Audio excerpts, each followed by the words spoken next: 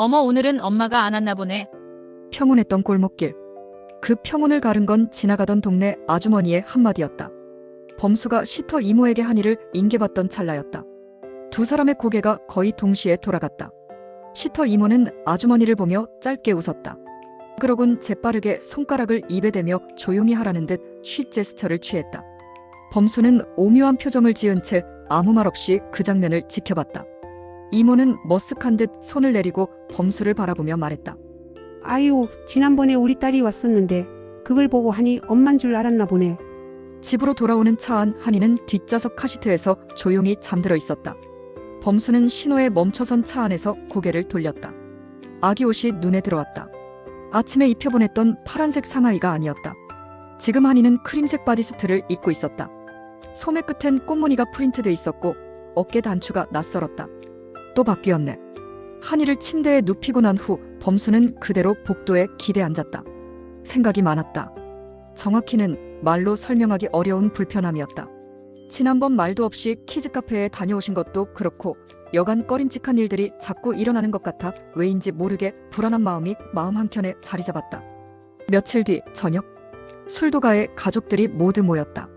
문미순이 직접 끓인 된장찌개가 상 위에 올랐고 천수는 장터에서 공수한 돼지 앞다리살을 구웠다. 한이는 요즘 말귀를 좀 알아듣더라. 광숙이 말을 꺼냈다. 벌써? 말은 못해도 똑똑하구먼. 천수가 고개를 끄덕였다. 애기 눈빛이 다르잖아. 느낌 있어. 문미순이 한이를 사랑스럽게 쳐다보며 이야기했다. 한이는 범수의 무릎에 앉아 있었다. 작은 손으로 수저를 쥐고 입에 넣으려다 말고 어설프게 떨어뜨렸다. 그러곤 손바닥을 휘저으며 옹알이를 했다. 음마. 순간 정적이 흘렀다. 지금 방금 뭐라 그랬어? 광숙이 들썩이며 물었다. 한이야, 다시 해봐. 뭐라고 했어? 한이는 미소 지으며 손뼉을 쳤다. 그리고 아빠 셔츠 단추를 잡고 소리를 냈다. 엄마. 광숙이 두 손으로 입을 틀어막았다. 어머, 엄마라고 한 거야. 지금? 진짜로. 흥수가 웃음을 터뜨렸다. 엄마야. 야야, 범수야. 이건 기념일이다, 완전. 엄마.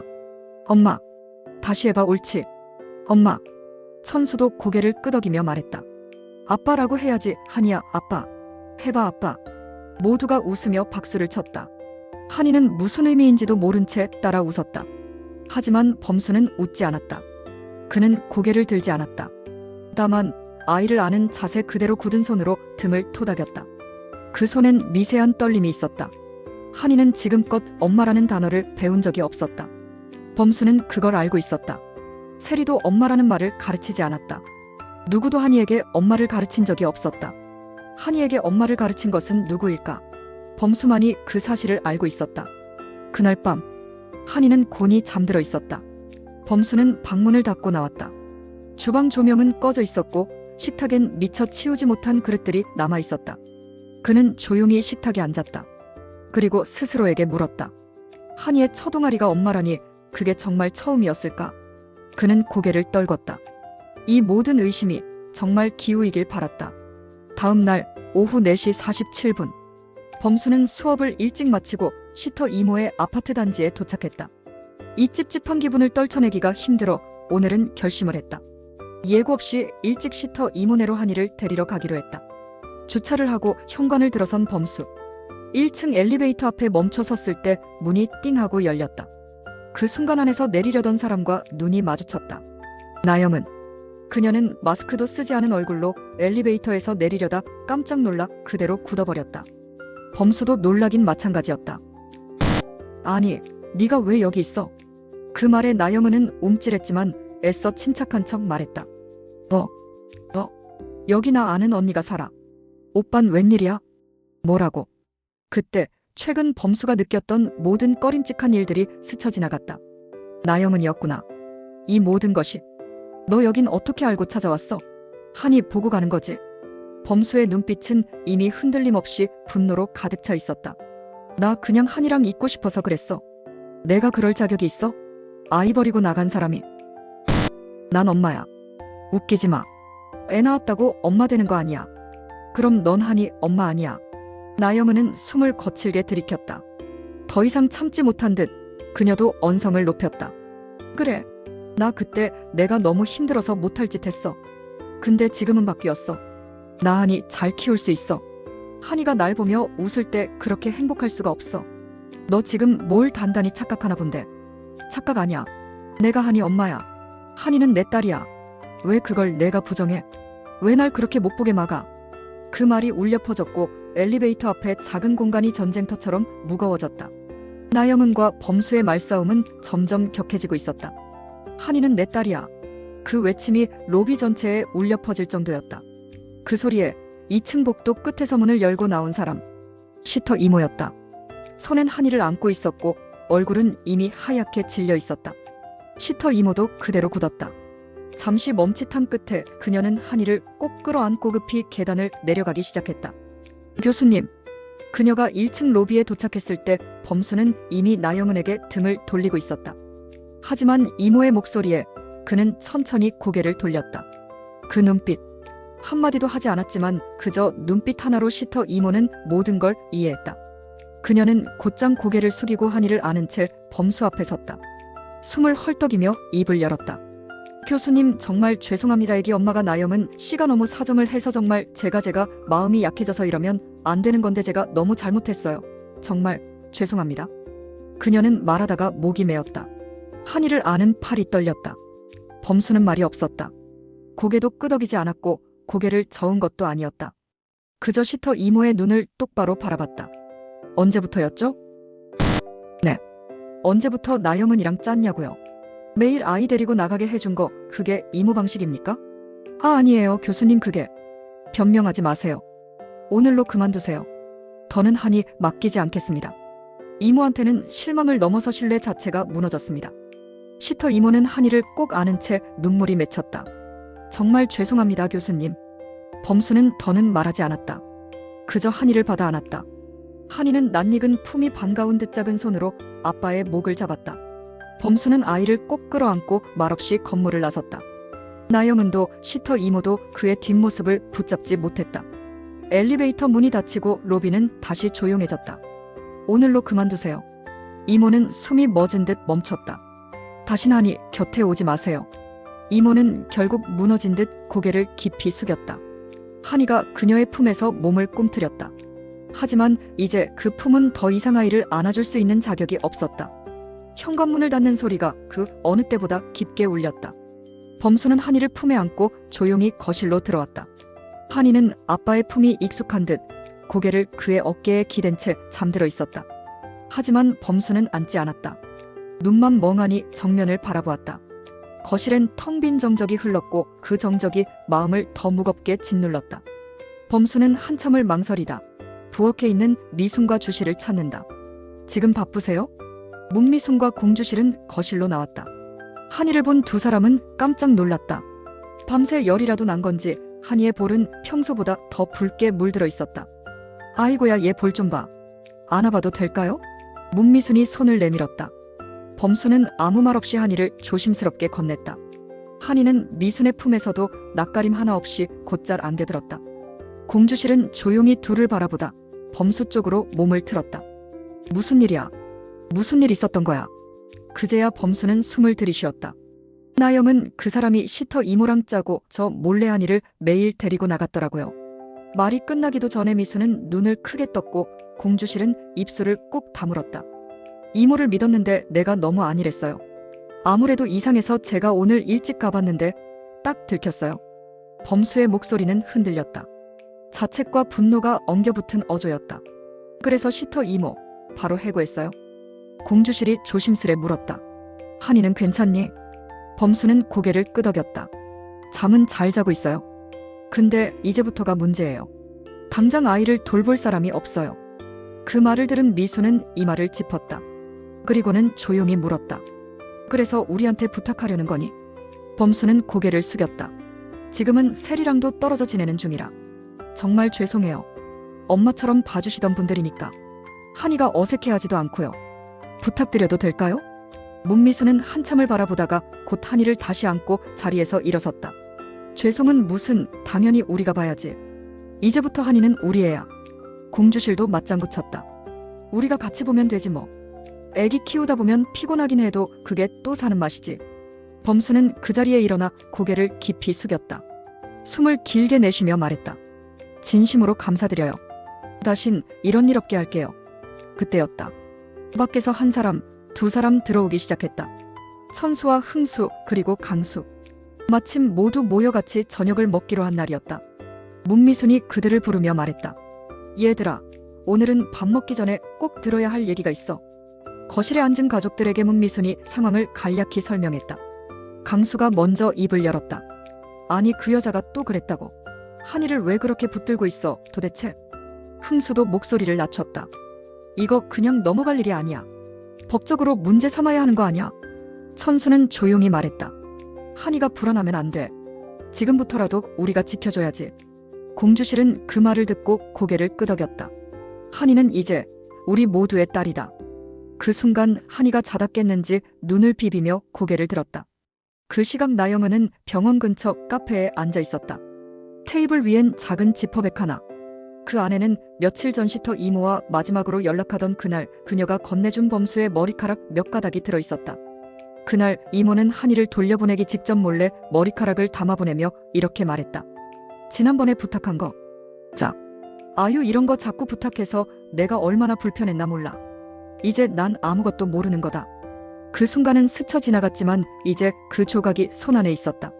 나영은은 휴대폰을 꺼내 DNA 친자 검사 전문 센터를 검색했다. 손가락이 떨렸다. 심장이 조여들 듯 숨이 막혔다. 혹시 범수가 한이 아빠가 아니라면? 그 생각은 스스로도 감당할 수 없는 공포이자 동시에 놓을 수 없는 한 가닥의 희망이자 갈망이었다. 그녀는 다시 지퍼백을 바라보았다. 희망과 절망이 엉켜버린 그 투명한 봉지 안에는 세 사람의 운명을 뒤흔들 진실이 고요히 웅크리고 있었다. 범수는 한이를 미순에게 맡긴 후 며칠을 거의 말을 아끼며 지냈다. 술도가에서도 입을 다물고 학교에서도 필요한 말 외엔 하지 않았다. 세리에게 이 사실을 알려야 할지 말아야 할지 고민이 되었다. 이 일로 세리의 마음이 조금 열리지 않을까 하는 생각도 아주 조금 있었다.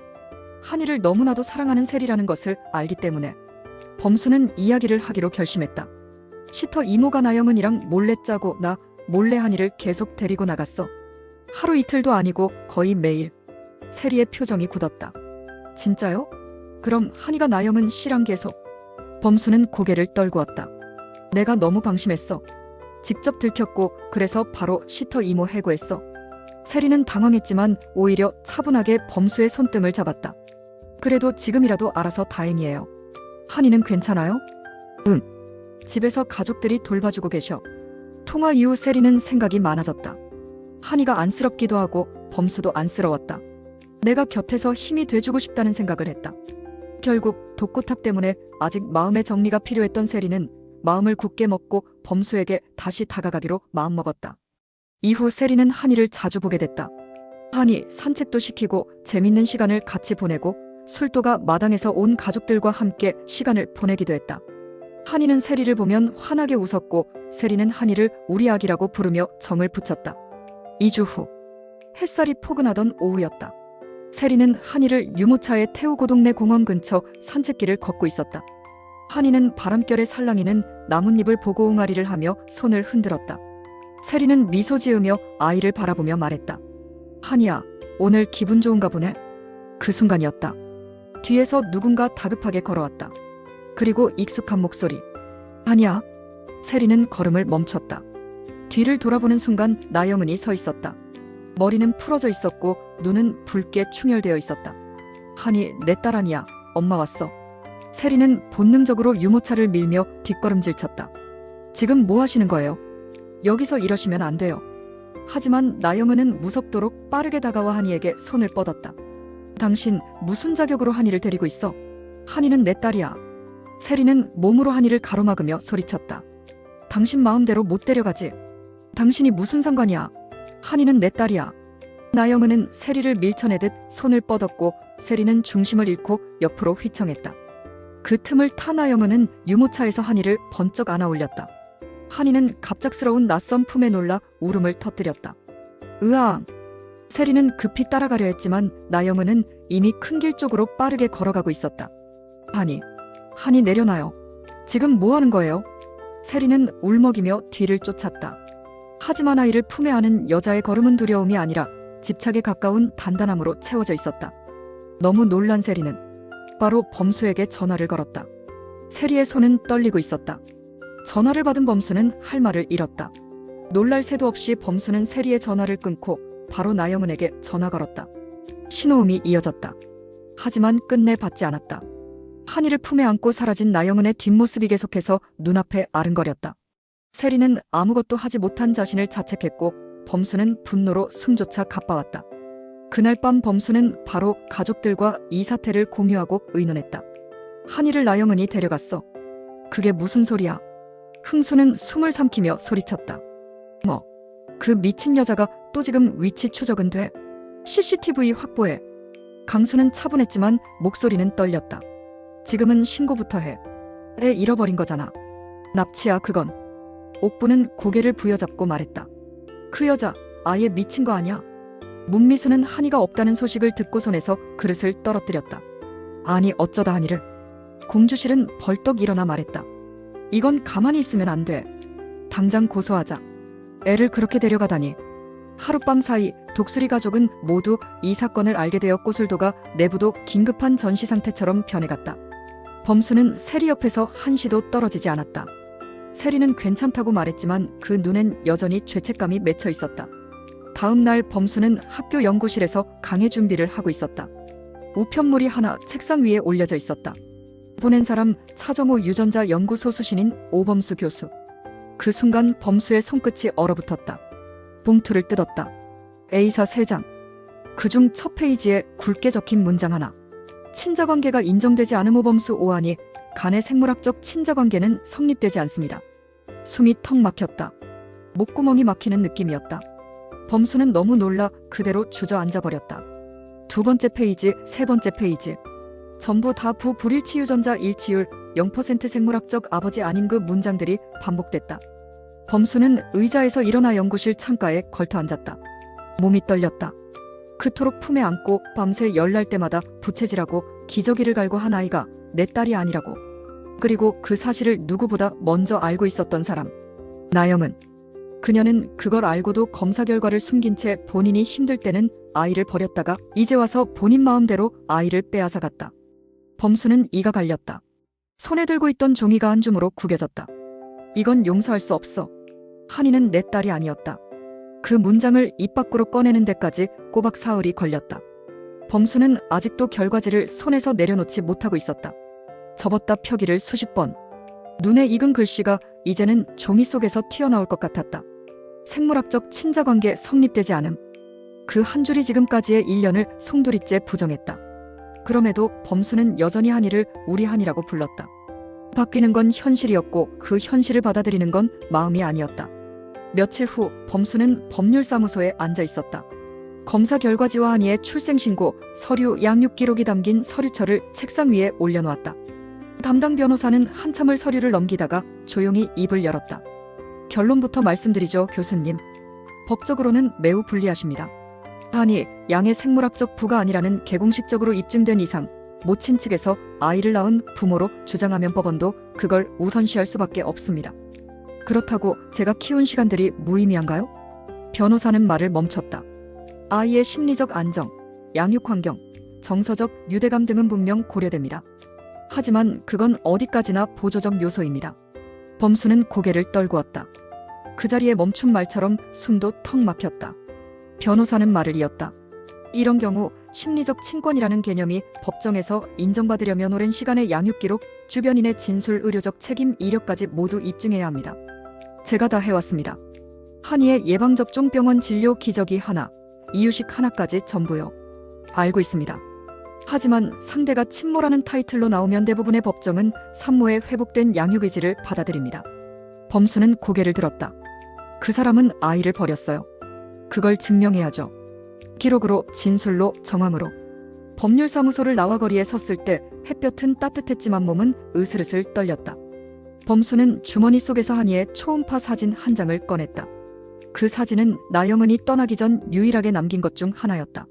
웃기게도 그 아이가 내 아이가 아니었다. 하지만 그 아이를 처음 받아 안고 작은 손을 내 품 안에 감싸던 그날 나는 이미 아빠였다. 생물학적 여부와 관계없이. 밤. 술도가 방에 혼자 앉아있던 범수는 벽에 걸린 가족 사진을 올려다봤다.